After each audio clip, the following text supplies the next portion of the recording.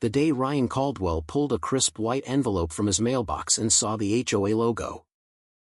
He actually chuckled, until he read the first line and realized Karen had just fined him $750 for unauthorized pool access. The same pool rules he'd helped rewrite 2 months earlier as the newest member of the committee. Welcome to Maple Grove Estates. A picture-perfect suburb outside Charlotte where every lawn is manicured like it's auditioning for a magazine and every mailbox matches the approved shade of tasteful beige. On the surface it's the American dream, kids on bikes, Friday night block parties, that warm fuzzy feeling of belonging. Underneath? A web of rules so petty they'd make a prison warden blush. All enforced by one woman who treated the HOA charter like it was handed down from Mount Sinai. Ryan had moved here 5 years ago with his wife Lauren and their 2 boys. He ran a small home renovation business, coached Little League, and mostly kept to himself. That last part was his first mistake. Karen Whitaker, HOA president for 8 straight years, didn't like people who kept to themselves. She liked people who attended her community vision meetings, clapped at her speeches, and never, ever questioned why the annual dues kept climbing while the community pool still had that one cracked tile from 2019.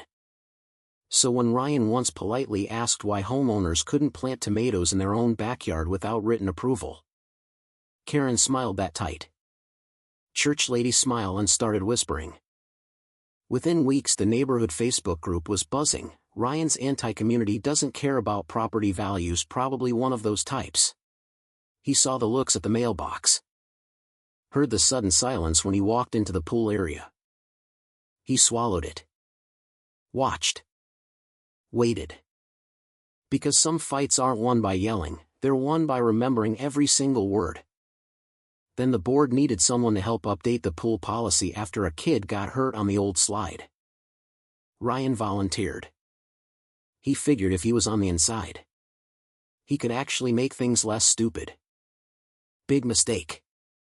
The letter accused him of letting unapproved guests use the pool during his son's birthday party, even though he had personally stamped the guest list as committee liaison.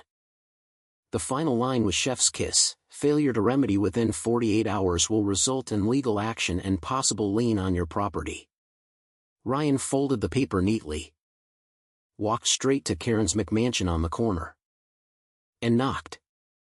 She opened the door in a pastel cardigan and pearls, looking like she'd just stepped out of a Hallmark movie about perfect neighbors. "Ryan. What a surprise," she cooed, voice dripping artificial sweetener. He held up the letter. "Karen, I approve this party. I'm literally the guy who signs the approvals now." Her smile never moved, but her eyes went flat like a shark's. "Rules are rules, Ryan. The guidelines clearly state that all guest lists must be submitted 72 hours in advance to the full board. You only send it to yourself. Technical violation. I am the board liaison for the pool. You were copied on the email. Copying isn't submitting. Dear." She tilted her head, the picture of patient disappointment. "I'm just trying to maintain standards. You of all people should understand that after well. Everything. The everything hung in the air like a bad smell. The rumors. The side eyes. The way parents suddenly remembered their kids had other plans when his boys wanted playdates." Ryan smiled back, calm as still water. "Got it. Standards. I'll make sure everyone knows exactly what those standards look like." He walked away while she was still formulating her next saccharine threat. That night he opened his laptop and started reading 8 years of HOA financials, meeting minutes, and contractor invoices. What he found wasn't incompetence. It was a slow-motion heist wrapped in pastel cardigans and for the children's speeches. Karen had been funneling community money into beautification projects that somehow always benefited her own property or her sister's landscaping company. A $14,000 emergency pool resurfacing that never happened. A $9,000 clubhouse sound system upgrade that somehow ended up in her finished basement. Fake bids. Inflated invoices. And every single one approved by a board that was either terrified of her or getting their own little cuts. He didn't scream. He didn't post on Facebook. He just kept printing, highlighting, and organizing. Because patience is a hell of a weapon when the other side thinks you're weak. Then the real harassment started. First came the new anonymous complaints about his yard. His hedges were allegedly 0.3 inches too tall. His trash cans had been visible for 7 minutes past the approved time on a Tuesday. Then the police showed up at 8:15 p.m. on a school night because someone reported suspicious gathering and loud music at his house. It was his youngest son's soccer team eating pizza after practice. The officer looked embarrassed delivering the warning. Ryan stood on his porch, arms crossed, and asked the cop, "Did Karen Whitaker file this one personally? Or did she get one of her minions to do it?" The cop didn't answer. But the look said everything. The neighborhood group chat lit up with fresh rumors. Ryan's turning aggressive, causing drama. Maybe he shouldn't be on the committee at all. Classic Karen playbook, paint the victim as the villain so nobody notices the real crime. But Ryan had been watching for years. He knew who was scared of her and who was just tired. So he started having quiet conversations over backyard fences and at the dog park. No big speeches. Just questions. "Hey Lisa. Remember when you got fined $400 for painting your front door the wrong approved gray? Still have the paperwork? Mark. That contractor she recommended for your roof, ever notice how his bids were always double everyone else's? One by one. The stories came out. People who'd stayed silent for fear of liens, higher dues, or social exile." Ryan listened, recorded everything legally, and built his case like a patient spider. By the time the quarterly HOA meeting rolled around, the community center was packed. Karen sat at the head table in a power red blazer, looking like she'd already won. She opened the meeting with her usual performance: "We must protect our property values and maintain the harmonious environment we all cherish." Then she smiled at Ryan. "And on that note, we have a motion to remove Mr. Caldwell from the pool committee due to repeated violations and disruptive behavior." The room got very quiet. Ryan stood up slowly, a thick folder in his hand. He didn't raise his voice. He didn't need to. "Before we vote, I'd like to share some interesting reading material. 8 years of it. Actually."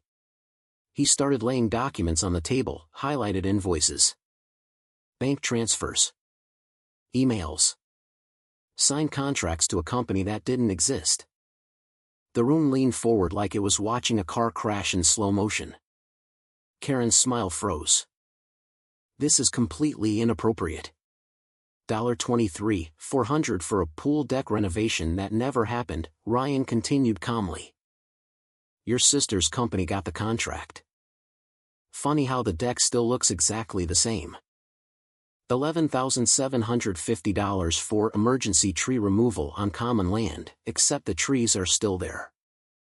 I drove by this morning. They waved at me." Gasps rippled through the crowd.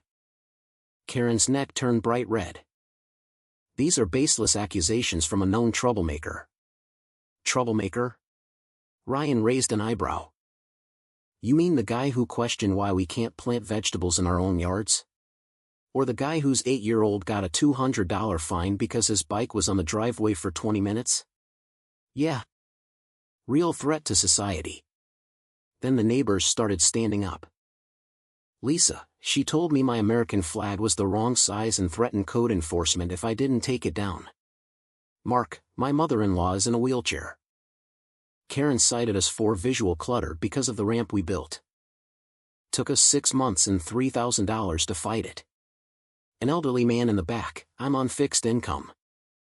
She raised my dues 28% last year for beautification while her own pool got a new heater, paid for by all of us. Karen was losing control in real time. Her perfectly coiffed hair started to frizz from stress sweat. The fake smile had completely collapsed into a snarl that made her look like a cornered animal wearing pearls.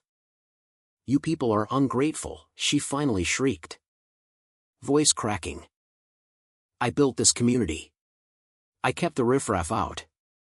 The board chairman cleared his throat. "Karen. I think we've heard enough. Motion to remove you as president. Effective immediately. And refer all financial records to the district attorney." The vote was unanimous. The room erupted, not in polite golf claps, but real, loud, relieved applause. People were hugging. Someone started chanting "Thank you, Ryan," and half the room joined in. Karen stood there for a long second, mouth opening and closing like a fish, mascara starting to run. Then she grabbed her designer purse and stormed out, heels clicking furiously across the linoleum while the entire neighborhood watched her mask finally, gloriously, shatter. 3 months later, the new board slashed the ridiculous rules, lowered dues, and actually fixed the pool slide. Ryan's boys could have friends over without filing paperwork. Neighbors waved again, real waves. Not the nervous ones. And Karen? She sold her house at a loss and moved to a 55-plus community 2 counties over. Last anyone heard, she was already trying to take over their HOA. Some people are just built that way. Here's the thing, though. Ryan didn't destroy Karen out of revenge. He did it because he finally understood what she never would: real community isn't enforced by threats and fines. It's built when regular people stop being afraid to speak up.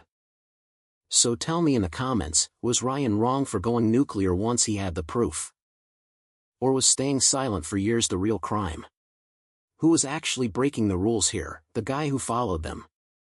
Or the woman who wrote them for everyone else but herself? Drop your own HOA horror stories below. I read every single one.